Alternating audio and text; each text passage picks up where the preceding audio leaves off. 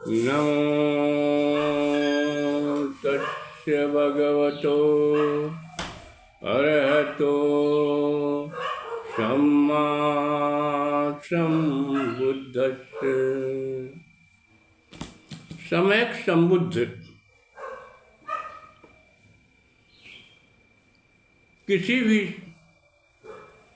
स्थान पर जब वर्षावास करते थे या विहार करते थे तो वहाँ पर भिक्षुगणों का एक विशाल जनसमूह उपस्थित रहता था।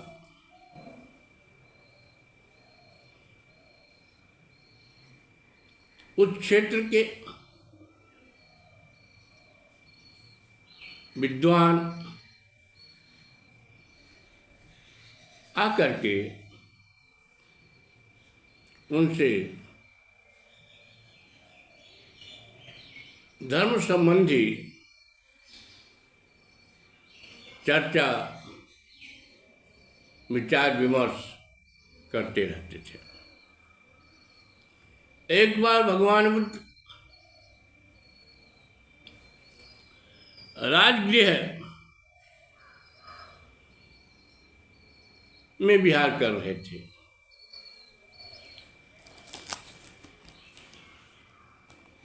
तभी बाबरी नामक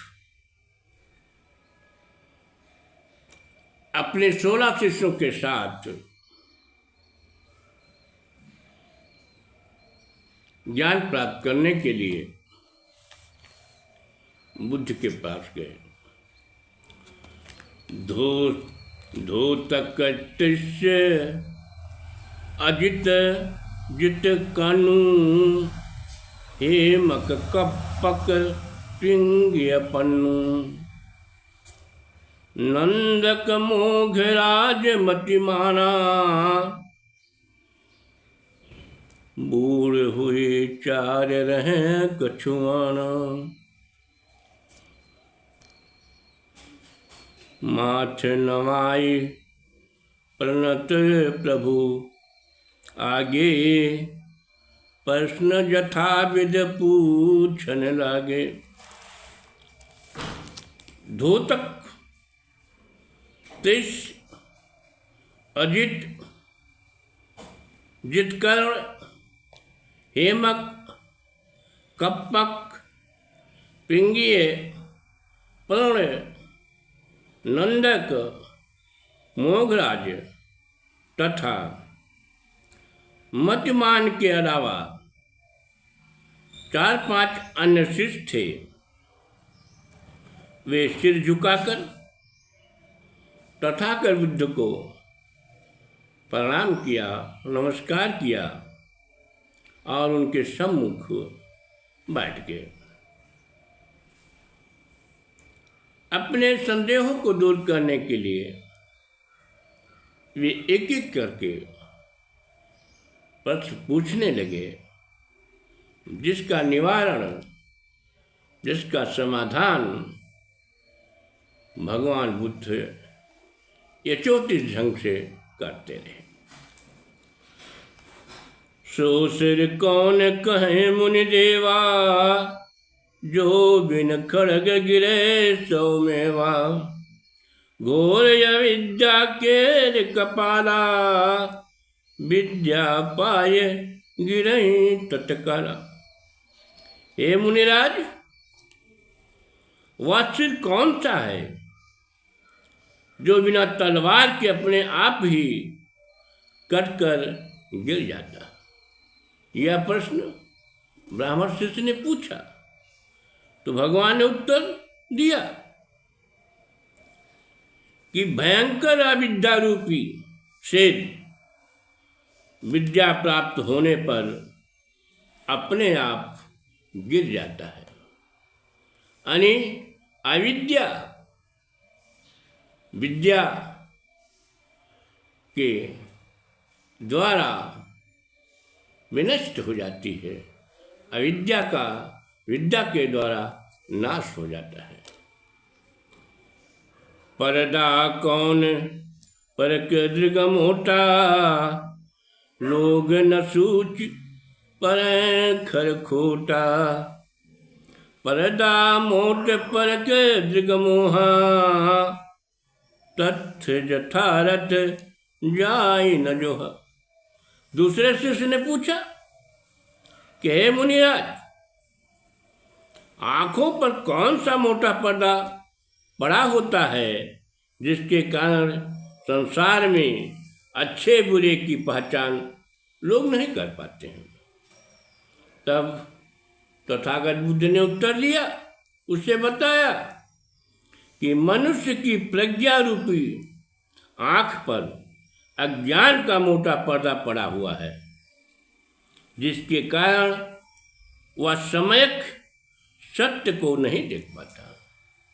यानी अज्ञान, अविद्या रूपी जो पर्दा मनुष्य के अंदर होता है, वो कभी सत्य ज्ञान को देखने नहीं देता है। जब यह पर्दा हट जाता है तो मनुष्य सत्य ज्ञान का दर्शन कर लेता है। कौन महामय लोक विचे, डरहि चराचर जाति। और डरहि चराचर मीच भय, बुद्ध न डर पहिं ताहि। हे मुनिराज, संसार में कौन महामय है जिससे चर व अचर सभी जीवधारी भयभीत होते हैं, डरते हैं। तब सम्यक संबुद्ध ने ब्राह्मण को बताया कि संसार में चर तथा अचर सभी जीवधारी मृत्यु से भयभीत होते हैं, लेकिन बुद्धिमान लोग उससे नहीं डरते हैं। यानी मृत्यु एक ऐसा मानव जीवन की घटना है जो उसे डराता है, लेकिन मृत्यु से वही लोग डरते हैं जो अज्ञानी होते हैं, और जो ज्ञानी होते हैं वे मृत्यु से नहीं डरते हैं।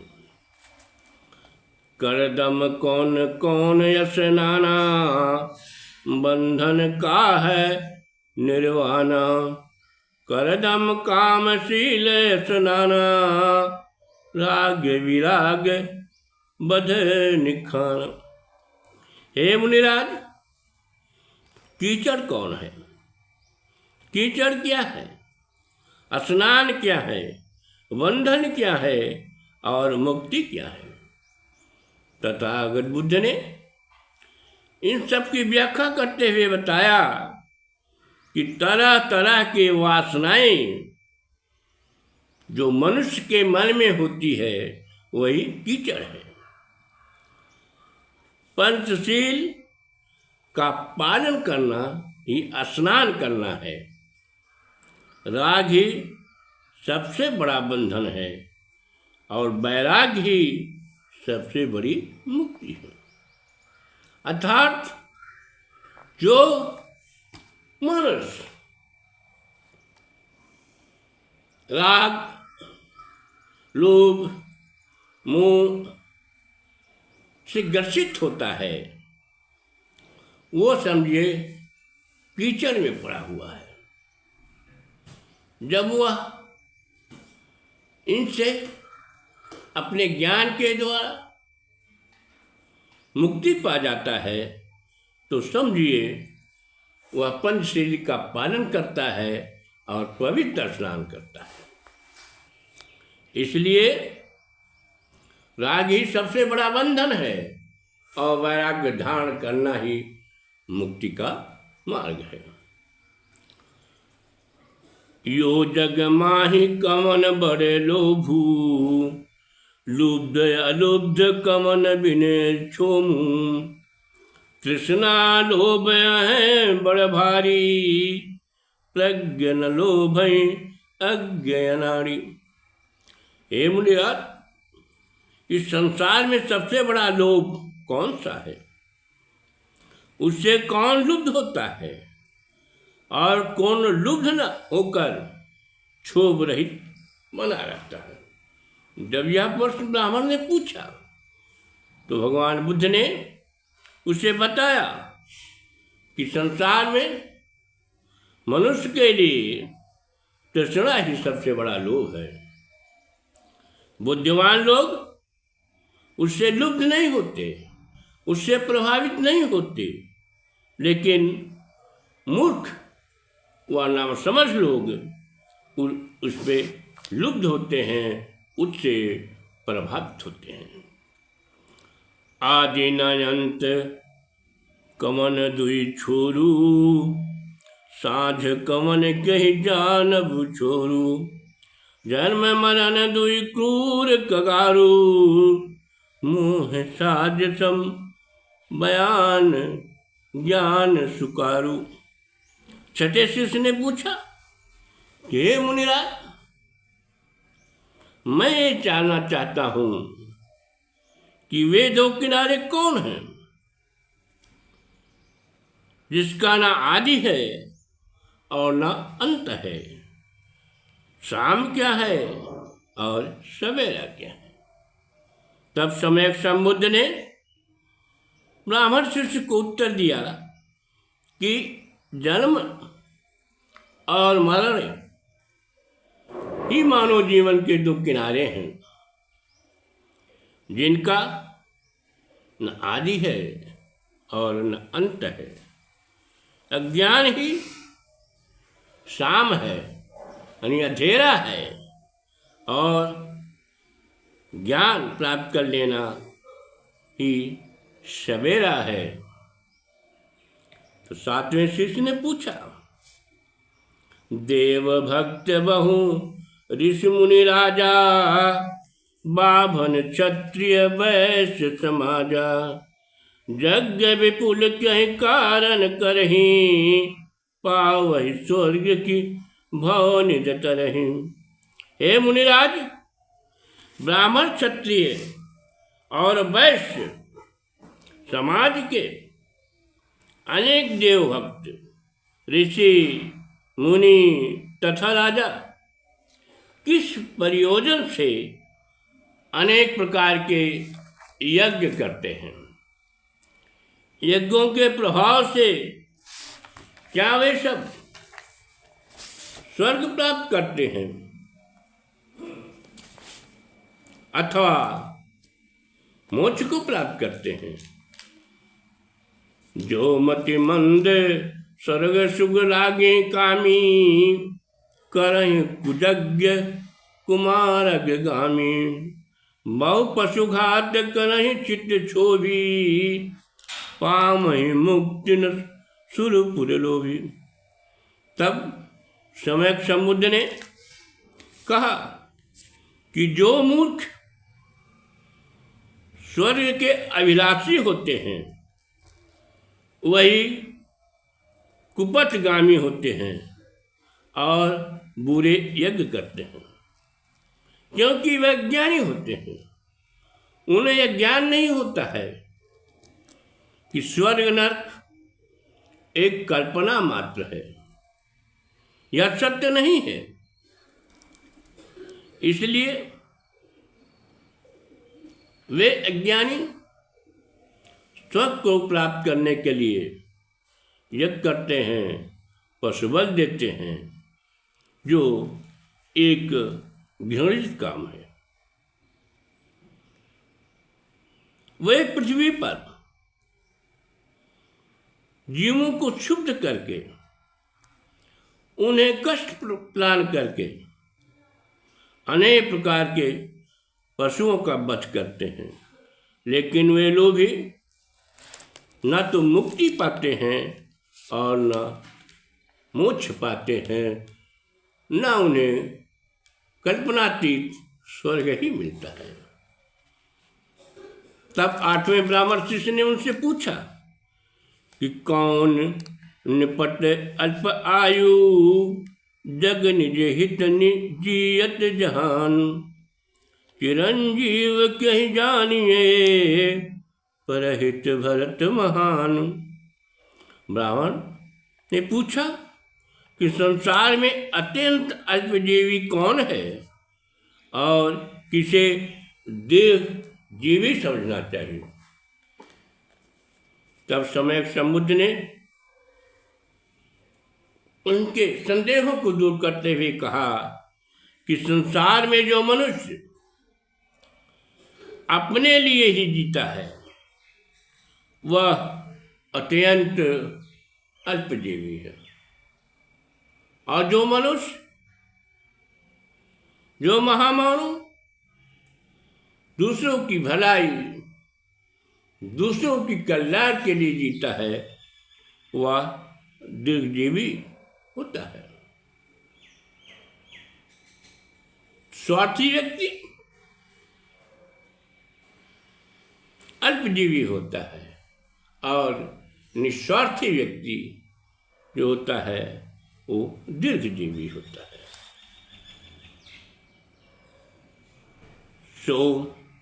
सो बड़ कौन धर्म यही धारी, तृग नहीं लांघी सके संसारी।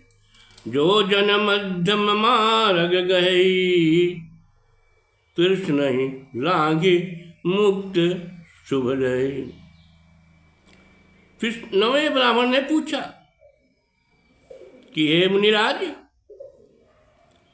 कौन सा श्रेष्ठ धर्म है जिसे धारण करके कोई संसारी व्यक्ति तृष्णाओं को पार कर सकता है। तब सम्यक संबुद्ध ने उसके समस्या का निदान करते हुए कहा कि जो मनुष्य पंचशील का पालन करता है,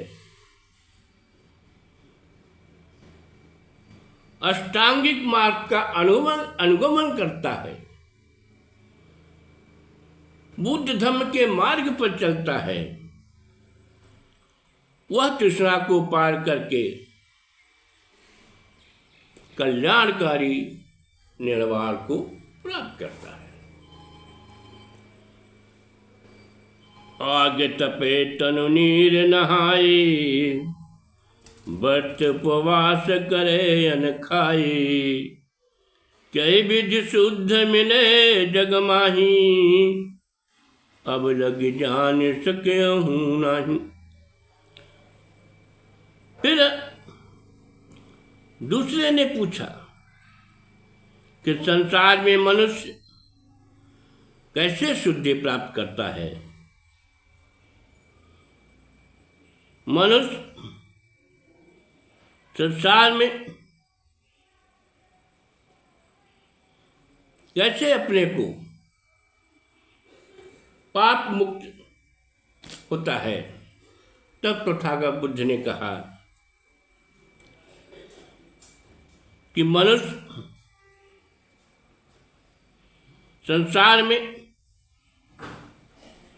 शुद्धि प्राप्त करने का साधन स्नान करना नहीं है, व्रत उपवास रखना नहीं है, अनशन करना नहीं है। वह तो मन में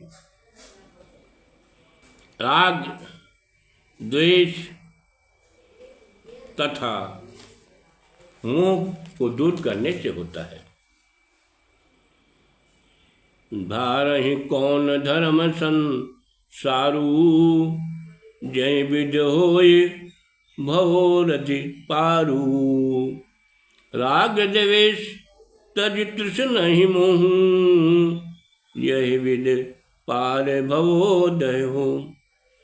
11वें ब्राह्मण ने भगवान बुद्ध से पूछा कि हे शाक्य मुनि, मनुष्य ऐसा कौन सा धर्म धारण करे जिससे वह संसार सागर से पार हो जाए।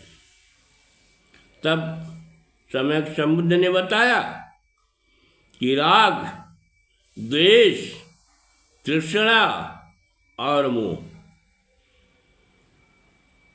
ये सब तृष्णाएं जो मनुष्य के मन में होती है,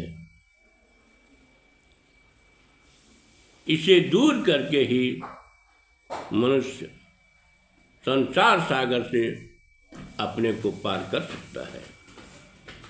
जो बहु कहे कि जो बहु सुनई, कि मुनि सोई जो ये बहु गुनई। तीन तजे पुन तीन गई, सो मन होय परम पर लई। हे शक मुनि, सच्चा मुनि कौन है? जो बहुत आदेश देता है, या बहुत सुनता है, या जो बहुत चिंतन मनन करता है। शाक मुनि ने बताया कि हे ब्राह्मण, अच्छा मुनि वह है, अच्छा ऋषि वह है जो तीनों को त्याग देता है, अर्थात वह राग मोह दोष लोभ जैसी तृष्णा को त्याग देता है और तीनों को ग्रहण करता है।